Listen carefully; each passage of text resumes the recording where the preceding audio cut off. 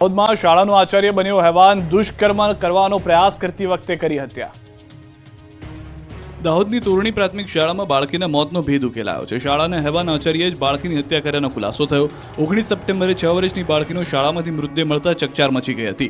આ મુદ્દે પરિવારે હોબાળો મચાવ્યો। પીએમ રિપોર્ટના આધારે બાળકીની હત્યા થયાનો ખુલાસો થયો।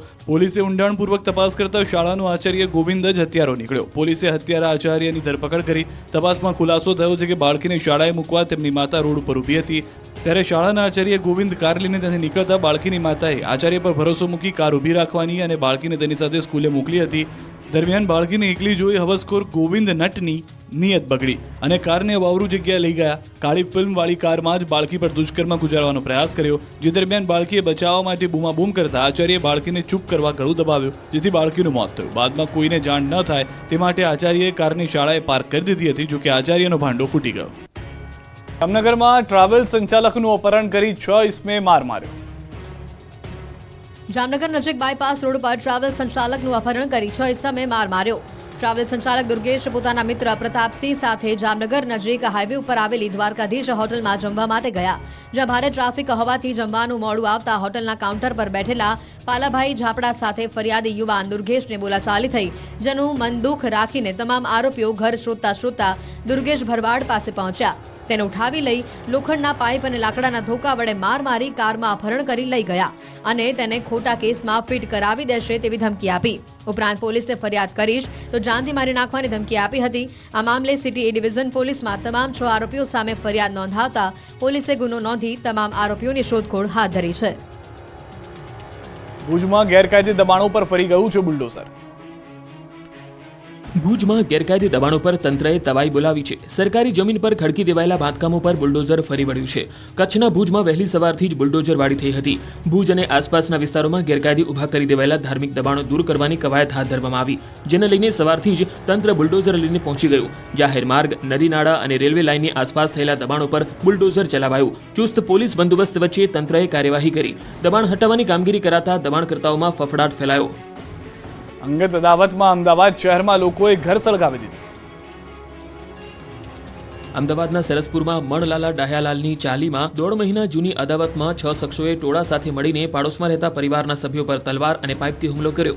2 લોકોના માથાના અને શરીરના ભાગે તલવાર વડે ઈજા પહોંચાડી। 3 શખ્સો અને તેમની સાથે આવેલા ટોળાએ મકાન સળગાવી દેવા માટે કાચની બોટલમાં જ્વલનશીલ પ્રવાહી ભરીને મકાનમાં ફેંક્યું હતું, જેના કારણે મકાનમાં આગ લાગી ગઈ હતી। બનાવ બાદ આરોપી ત્યાંથી નાસી ગયા હતા। આ બનાવમાં ઈજાગ્રસ્ત લોકોને સારવાર માટે હોસ્પિટલમાં ખસેડવામાં આવ્યા। મોડી રાત્રે જેકિન શેખ નામના શખ્સના ઘર પર હુમલો કરી 6 લોકોએ આગચંપી કર્યાનો આરોપ છે। આ મામલે શહેર કોટડા પોલીસે તપાસ શરૂ કરી।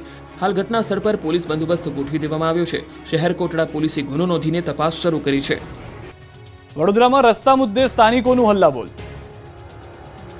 વડોદરામાં રસ્તાની સમસ્યાને લઈ રહીશો પરેશાન થયા। સ્થાનિકોએ રોડ પર ઉતરી ચક્કાજામ કર્યો હતો। વાસણા ગોત્રી રોડ પર ઓમ હાઉસિંગ સોસાયટીના રહીશોએ વિરોધ કર્યો હતો। પાલિકાએ ટીપી 17 ફાળવતા મુખ્ય માર્ગ બંધ કરવાની વાતથી નાગરિકોએ વિરોધ કર્યો। છેલ્લા 30 વર્ષથી રહીશો અવરજવર માટે આ રોડનો ઉપયોગ કરતા હતા, ત્યારે રોડ બંધ કરી દેતા લોકોમાં રોષ ફેલાયો હતો। રસ્તાની સમસ્યાને લઈ રહીશોએ રોડ પર ઉતરી ચક્કાજામ કર્યો। હાથમાં પ્લે કાર્ડ સાથે વિરોધ નોંધાવ્યો। તંત્ર દ્વારા મુખ્ય માર્ગ બંધ કરી અને અન્ય રસ્તો અપનાવવામાં આવ્યો હતો। વૈકલ્પિક માર્ગ પર અસામાજિક તત્વોનો અડ્ડો હોવાનો રહીશોએ આક્ષેપ લગાવ્યો। સુરતમાં પાવર ગ્રીડ વીજ કંપની સામે ખેડૂતોએ બતાવ્યો પાવર। સુરતમાં પાવર ગ્રીડ વીજ કંપનીએ ખેડૂતોના ખેતરમાં આડેધડ વીજ ટાવર ખડકી દેવામાં આવતા ખેડૂતોમાં વિરોધ ફાટી નીકળ્યો છે। પાવર ગ્રીડ વીજ કંપની સામે ખેડૂતો એકત્ર થઈને પોતાનો પાવર બતાવ્યો। સુરતમાં પાવર ગ્રીડ વીજ કંપની સામે ખેડૂતો એકત્ર થઈ વિરોધ પ્રદર્શન કર્યું। કંપની દ્વારા જબરજસ્તી ખેતરમાં વીજ ટાવર ઉભા કરાયાના આરોપ સાથે ખેડૂતોએ હલ્લાબોલ કર્યો। ખેતરમાં ફળદ્રુપ જમીનમાં વીજ ટાવરને લઈ ખેડૂતોમાં રોષ છે। ખેડૂતો દ્વારા કંપની સામે 10 જેટલી શરતો મૂકવામાં આવી। જમીન સંપાદન કાયદા પ્રમાણે વળતર ન અપાતું હોવાનો ખેડૂતોનો આરોપ છે। બારડોલીના મોટા ગામમાં પાવર ગ્રીડ કંપનીને નો એન્ટ્રીના બોર્ડ લગાવ્યા છે। સુરત જિલ્લામાં અનેક ગામના ખેડૂતો કંપની સામે વિરોધ નોંધાવી રહ્યા છે। નર્મદામાં કોંગ્રેસ ધારાસભ્ય અમિત ચાવડાએ ખોલ્યો જનમંચ, પ્રશ્નોનો થયો વરસાદ। કોંગ્રેસના ધારાસભ્ય અને વિરોધ પક્ષના નેતા અમિત ચાવડા જનમંચ કાર્યક્રમ હેઠળ સ્થાનિક પ્રશ્નોના નિરાકરણ લાવવા અને વિધાનસભામાં પ્રશ્નો રજૂ કરશે. ત્યારે આ જનમંચ કાર્યક્રમ લઈને નર્મદા જિલ્લાના ગરુડેશ્વર ખાતે આવ્યા હતા. મહાકાળી એન્કલાવ ખાતે આયોજન કરવામાં આવ્યું હતું, જેમાં મોટી સંખ્યામાં જિલ્લાના વિવિધ તાલુકાઓમાંથી કાર્યકરો હાજર રહ્યા. સમગ્ર આયોજન કેવડિયા કોંગ્રેસના આગેવાન રણજીત તડવીએ કર્યું હતું. પોતાના વિસ્તારમાં પ્રશ્નોની રજૂઆત કરી હતી. નર્મદા જિલ્લામાં 250થી વધુ પ્રશ્નો આવ્યા, જેમાં સ્ટેચ્યુ ઓફ યુનિટીમાં ગયેલી જમીનો, રોજગારી, સ્થાનિક લોકોનું શોષણ, સ્થાનિક લોકોની રિક્ષાઓ બંધ કરવી, 2 યુવાનોની હત્યા, રોડ રસ્તા ખરાબ સહિત કેનાલોની સમસ્યા લોકોએ રજૂઆત કરી હતી. જેને અમિત ચાવડાએ શાંતિપૂર્વક સાંભળી લેખિત રજૂઆતો પણ લીધી અને જેને સરકારમાં રજૂઆત કરવાની ખાતરી આપી. નારોલ વિશાલા હાઈવે 10 મહિનાથી બંધ થતા વાહન ચાલકોને ભારે હાલાકી. ધારાસભ્ય અમિત ઠાકરે લીધી મુલાકાત. અમદાવાદના જુહાપુરાથી પીરાણાવાડા માર્ગ તરફ જતા વાહન ચાલકો 10 માસથી કંટાળી ગયા છે. વિશાલાથી પીરાણા તરફ જવાના રસ્તા પર આવેલા શાસ્ત્રી બ્રિજ સમારકામ ચાલી રહ્યું છે અને આ બ્રિજનું સમારકામ ગોકળ ગતિએ ચાલતા 10 મહિના પણ વીતી જતા બ્રિજનું કામ હજી સુધી પૂર્ણ થયું નથી, જેથી જુહાપુરાથી પીરાણા તરફ જતા અને પીરાણા બાજુથી જુહાપુરા તરફ આવતા વાહન ચાલકો રીતસરના હવે કંટાળી ગયા છે. વાહનની અવરજવર માટે બ્રિજ સંપૂર્ણ બંધ કરાતા પીક અવર્સમાં તો લાઈનો લાગે છે. કલાકો સુધી બ્રિજ ઉપર વાહનોના થપ્પા લાગે છે. અમદાવાદ શહેરના વિશાલા બ્રિજ ઉપર થતા ટ્રાફિક જામથી લોકો પરેશાન થયા છે. ફેબ્રુઆરીમાં સમારકામ પૂર્ણ કરવાનું હતું, જે હજી સુધી થયું નથી, જેને લઈને વેજલપુરના ધારાસભ્ય અમિત ઠાકરે વિશાલા બ્રિજની મુલાકાત કરી હતી. અધિકારીઓ પણ સાથે રહ્યા હતા અને તેમણે ખાતરી આપી છે કે દિવાળી સુધીમાં આ બ્રિજનું સમારકામ થઈ જશે. જનતાને મારી નાખશે આ મોંઘવારી. તેલ બાદ શાકભાજીના ભાવ પણ સળગી ગયા. મધ્યમ વર્ગ અને ગરીબોને આ મોંઘવારી મારી નાખશે. ખાદ્ય તેલના ભાવ જનતાનું તેલ કાઢી રહ્યા છે. તેની સાથે હવે લીલા શાકભાજીના ભાવ પણ રોકેટ બન્યા છે. રાજ્યમાં મોટાભાગના શાકભાજીના ભાવ આસમાને પહોંચી ગયા છે. ગરીબોની થાળીમાંથી લીલા શાકભાજી ગાયબ થઈ ગયા છે. રાજ્યમાં ભારે વરસાદ બાદ શાકભાજીના ભાવમાં ધરખમ વધારો થયો છે. અમદાવાદ શહેરમાં શાકભાજીમાં ભાવ વધારાથી લોકોના બજેટ પર સૌથી મોટી અસર જોવા મળી રહી છે. શાકભાજી ખરીદી પર મફતમાં મળતી કોથમીરના ભાવ 400 રૂપિયા પ્રતિ કિલો બોલાઈ રહ્યા છે, જ્યારે લસણના ભાવ 400 થી 600 રૂપિયા પ્રતિ કિલો પહોંચી ગયા છે. તો કારેલા, કોબી, દૂધી, રીંગણા, ભીંડી સહિતના શાકભાજીના ભાવ 80 રૂપિયાને પાર પહોંચી ગયા છે. તો ગુવારના 160 રૂપિયા કિલો મળે છે. ટીંડોળા 150 રૂપિયા, ચોળી 200 રૂપિયા, પાપડી 180 રૂપિયા, આદુ 270 રૂપિયા કિલો, લીંબુનો ભાવ 340 રૂપિયા કિલો, બટાકા 50 રૂપિયા કિલો મળે છે. શાકભાજીના ભાવ એટલા વધ્યા કે 500 રૂપિયામાં તો માંડ 3-4 શાક આવે છે. ગરીબોને 500 રૂપિયા કમાતા એક દિવસ થાય છે, જ્યારે આ શાક માર્કેટમાં 500 રૂપિયા 3 મિનિટમાં વપરાઈ જાય છે, જેથી ગૃહિણીઓનું બજેટ વેરવિખેર થઈ ગયું છે. ગુજરાતની જનતા પર વધુ એક મોંઘવારીનો માર. ખાદ્ય તેલના ભાવમાં પણ ફરી તોતિંગ ઉછાળો.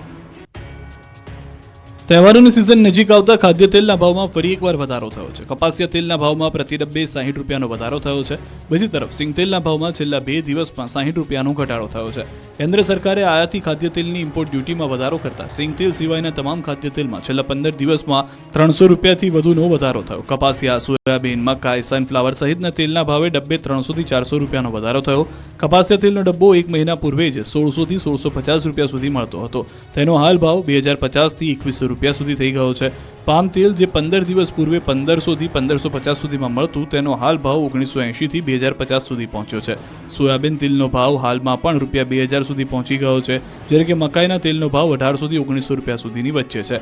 જ્યારે કે સનફ્લાવર તેલનો ભાવ 1850 થી લઈ 1950 રૂપિયા સુધીમાં મળી રહ્યા છે. ત્યારે ખાદ્ય તેલોમાં આગ ઝરતી તેજી દિવાળી સુધી યથાવત રહેશે તેવું વેપારીઓનું માનવું છે. બીજું કારણ એ પણ છે કે રાજ્યમાં આ વર્ષે કપાસનું ઓછું વાવેતર થતાં ઉત્પાદનમાં ઘટાડો થાય તેવી શક્યતા છે. બીજી તરફ કપાસના પાકમાં ગુલાબી ઈયળનો રોગ આવી જતા ઉતારો પણ ઓછો છે. આ જ કારણોથી કપાસિયા અને તેલીબિયાના ભાવ વધ્યા છે. રંગ છે રાજકોટનો. રાજકોટની સિટી બસમાં બેઠું બાઇક. સિટી બસમાં તમે માણસોને મુસાફરી કરતા જોયા હશે. સિટી બસમાં બહુ બધું સામાન લઈને લોકોને જોયા હશે, પરંતુ રાજકોટમાં તો હદ થઈ ગઈ. રાજકોટના લોકોને રંગ છે. રાજકોટમાં એક મહાશયે પોતાના બાળકને સિટી બસમાં સવારી કરાવી. રાજકોટ સિટી બસમાં ઇતિહાસ રચાઈ ગયો. રાજકોટમાં વાયરલ થયેલા આ વિડીયોએ હાલ ભારે કુતૂહલ પેદા કર્યું. આમ તો રાજકોટમાં ફરતી સિટી બસમાં લોકોની અવરજવર રહેતી હોય છે, પણ એક સ્થળે બસમાંથી પ્રવાસીને બદલે બાઇક ઉતરતું જોવા મળ્યું. સિટી બસમાંથી 4 શખ્સો બાઇક ઉતારતા નજરે પડી રહ્યા છે. રાજકોટ શહેરના ત્રિકોણબાગથી શાપર સુધી સિટી બસમાં બાઇક ચડાવાયું હતું અને ગોંડલ ચોકડી પાસે બસમાંથી આ બાઇક ઉતારાયું હતું. જો કે બાઇક કોનું હતું, સિટી બસમાં બાઇક કેવી રીતે પહોંચ્યું, આ તમામ સવાલો હજુ વણ ઉકેલ્યા છે. રાજકોટ મહાનગરપાલિકાની ગટરમાં ફસાયું યુવાનનું બાઇક. રાજકોટ મહાનગરપાલિકાની એક બાદ એક ઘોર બેદરકારી સામે આવી રહી છે. શહેરમાં ઠેક ઠેકાણે ગટરના ઢાંકણા ખુલ્લા મૂકી દીધા છે. હવે આ ખુલ્લી ગટરમાં જનતા પડી રહી છે. તંત્રના પાપનો ભોગ નિર્દોષ લોકો બની રહ્યા છે. ત્યારે રાજકોટ મહાનગરપાલિકાની ઘોર બેદરકારી છતી થઈ. જાહેર રોડ પર ગટરનું ઢાંકણું ખુલ્લું હોવાથી એક વ્યક્તિનું વાહન ફસાયું હતું. ભૂગર્ભ ગટરનું ઢાંકણું ખુલ્લું હોવા છતાં બેરિકેડ મૂકવામાં આવ્યા નહોતા. સમગ્ર ઘટનાનો વિડીયો વાયરલ થયો છે. થોડા દિવસ પહેલા પણ આવી ઘટનામાં એક વ્યક્તિએ જીવ ગુમાવ્યો હતો. છતાં પણ તંત્રના પેટનું પાણી હલતું નથી. 6 દિવસે સુરતની અંજની ઇન્ડસ્ટ્રીઝ ધમધમી રહી છે. ઓડિશાના કારીગરો કામે લાગ્યા.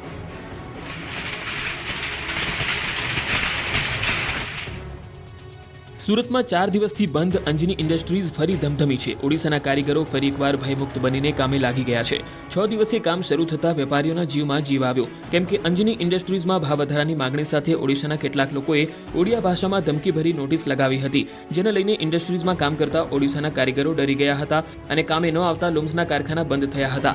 6 દિવસથી બંધ હતા ત્યારે અંજની ઇન્ડસ્ટ્રીયલના વેપારીઓએ કારીગરો સાથે બેઠક કરી. લૂમ્સ માસ્ટરોને સમજણ આપવા મીટિંગ મળી. આ બેઠકમાં લૂમ્સ માસ્ટરો ઉપસ્થિત રહ્યા. તેમને સમજાવી કામે આવવા અપીલ કરી હતી. પોલીસ પણ પેટ્રોલિંગ કરી રહી છે તેવું સમજાવવામાં આવ્યું. ત્યારે ફરી અંજની ઇન્ડસ્ટ્રીયલમાં કામકાજ શરૂ થયું. હાલ 800 જેટલા યુનિટમાં 50,000 કર્મચારીઓ કામ કરી રહ્યા છે અને પ્રતિ દિવસ 30 લાખ મીટર કાપડ બને છે. છેલ્લા 6 દિવસથી કામકાજ બંધ રહેતા કર્મચારીઓને 3.5 કરોડથી વધુ પગારનું નુકસાન થયું. સુરત કાપડની ઓફિસમાં ફરજીનું મિની કારખાનું પકડાયું. 1 લાખથી વધુની ફેક કરન્સી સાથે 3 પકડાયા. સુરતમાંથી વધુ એક ફરજી વેબ સિરીઝની જેમ નકલી નોટ છાપવાનું મિની કારખાનું ઝડપી પાડવામાં આવ્યું. સુરત શહેર એસઓજી દ્વારા સરથાણાના યોગી ચોક વિસ્તારમાં આવેલા એપલ સ્ક્વેર કોમ્પ્લેક્સમાં કાપડ ઓનલાઈન વેચાણની ઓફિસમાં નકલી નોટ બનાવવામાં આવતી હોવાનો પર્દાફાશ કર્યો. એસઓજી પોલીસે ઓનલાઈન કાપડ વેચાણની ઓફિસમાંથી રાહુલ, ભાવેશ અને પવનને પકડી પાડ્યા હતા. ભાવેશ નકલી નોટ છાપતો હતો તો પવન અને રાહુલ નોટોની ડિલિવરી લેવા આવ્યા હતા. એસઓજીએ સ્થળ પરથી 1 લાખની fake currency, computer, printer, mobile વગેરે મળી 2 લાખથી વધુનો મુદ્દામાલ કબજે લીધો હતો. 1 મહિનાથી તેઓએ આ રેકેટ શરૂ કર્યું હતું. તપાસમાં સામે આવ્યું છે કે ભેજાબાજો એક અસલી નોટ સામે 3 નકલી નોટ આપતા હતા. જેમ કે ₹100ની 1 નોટ અપાય તો સામે 100ની 3 નકલી નોટ અપાતી હતી. પાનના ગલ્લા, શાકભાજી, ફ્રૂટ જેવા છૂટક માર્કેટમાં નોટ પધરાવવાની ફિરાકમાં હતા. કોમ્પ્યુટરમાં નકલી ચલણી નોટ બનાવવામાં આવતી હતી. ત્યારબાદ તેની પ્રિન્ટર દ્વારા પ્રિન્ટ કાઢવામાં આવતી હતી. નોટનો કાગળ પણ એકદમ અસલી ચલણી નોટ જેવો જ છે. જેથી કાગળ પણ ક્યાંથી લાવતા હતા, કોણ આપતું હતું તેને લઈને પૂછપરછ કરવામાં આવી રહી છે. અમદાવાદ પોલીસે ડિજિટલ લૂંટારુઓને પકડ્યા. સિનિયર સિટીઝનને ઠગીને 79 લાખ લૂંટી લેનાર ગેંગનો પર્દાફાશ. સીબીઆઈ, મુંબઈ પોલીસ કે પછી એવી જ કોઈ સુરક્ષા એજન્સીઓનું નામ આપીને જો તમને કોઈ વ્યક્તિનો કોલ આવે અને રૂપિયાની માંગણી કરે, તમને કહે કે તમને અરેસ્ટ કરવામાં આવ્યા છે, તો તમે ગભરાશો નહીં, રકમ આપશો નહીં. તમે પોલીસની મદદ લઈ શકો છો. નિર્દોષ નાગરિકોને લૂંટતા લૂંટારુઓ પકડાયા છે. એક સિનિયર સિટીઝનને ઠગી લેનારી ડિજિટલ ગેંગને અમદાવાદ સાયબર ક્રાઇમ સેલ દ્વારા ઝડપી પાડવામાં આવી છે. અમદાવાદ સાયબર ક્રાઇમ સેલ દ્વારા સુરત અને સુરેન્દ્રનગરમાંથી 5 ડિજિટલ લૂંટારા ઝડપી પાડવામાં આવ્યા.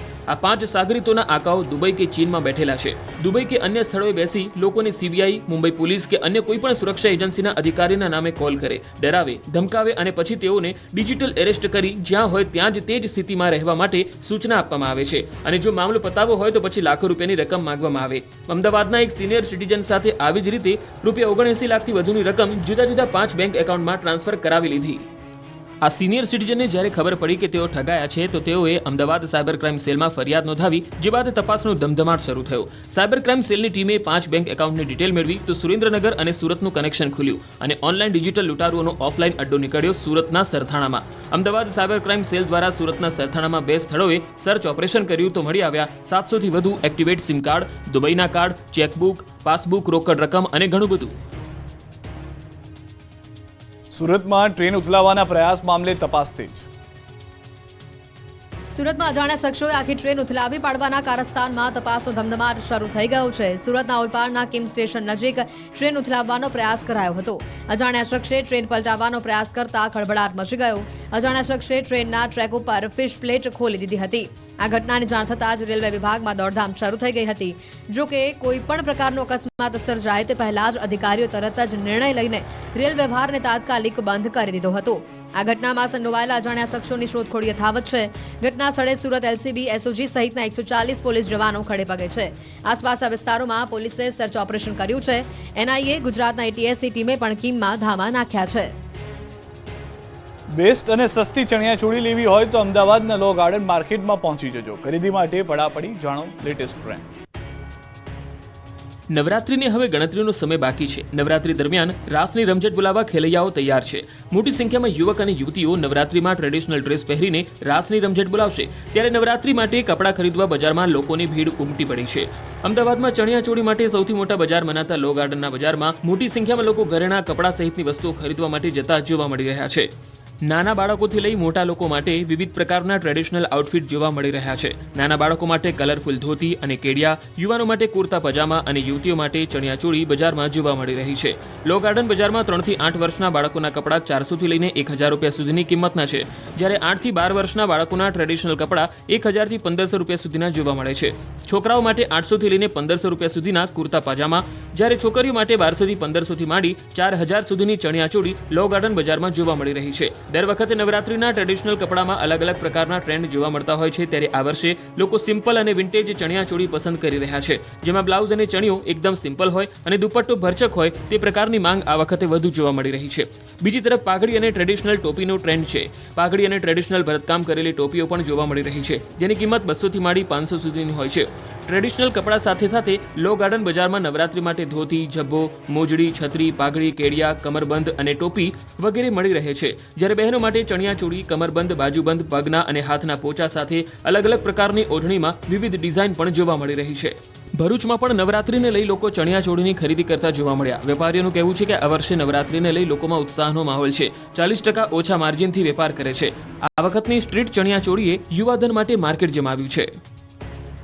નવરાત્રી પહેલા અમદાવાદના યુવકે 35,000 ખર્ચીને બનાવી 5 કિલો વજનની પાઘડી. નવલા નોરતાની તૈયારીઓ પૂરજોશમાં ચાલી રહી છે, ત્યારે અમદાવાદમાં આ વખતે અનુજની પાઘડી ધૂમ મચાવવાની છે. આંતરરાષ્ટ્રીય ગરબા ખેલાડી અનુજ મુદલેરિયાએ આ વર્ષે 5 કિલોની પાઘડી તૈયાર કરી છે. આત્મનિર્ભર ભારત થીમ પર તૈયાર થયેલી આ પાઘડી ખાસ છે. આંતરરાષ્ટ્રીય સ્તરે ખ્યાતિ ધરાવનાર અમદાવાદના ખેલૈયા દર વર્ષે અવનવી થીમ પર પાઘડી તૈયાર કરે છે, ત્યારે આ વખતે પણ તેમણે આત્મનિર્ભર ભારતની થીમ પર આકર્ષક પાઘડી અને ગરબાનો પહેરવેશ તૈયાર કર્યો છે. પ્રધાનમંત્રી મોદીને ત્રીજી ટર્મ માટેની શુભેચ્છા. ડાયમંડ બુર્જ સહિતની પ્રતિકૃતિનો ટ્રેડિશનલ પાઘડીમાં સમાવવામાં આવી છે. 35,000ના ખર્ચે અનુજ મુદલિયારે આ પાઘડીને તૈયાર કરી છે, જેનું વજન 5 કિલોગ્રામ છે, જ્યારે તેના પહેરવેશનું વજન 12 કિલોગ્રામ છે. આ પહેલા અનુજ heritage, GST, corona warrior, Sonu Sood અને આઝાદીના 75 વર્ષની થીમ પર પાઘડી બનાવી ચૂક્યા છે.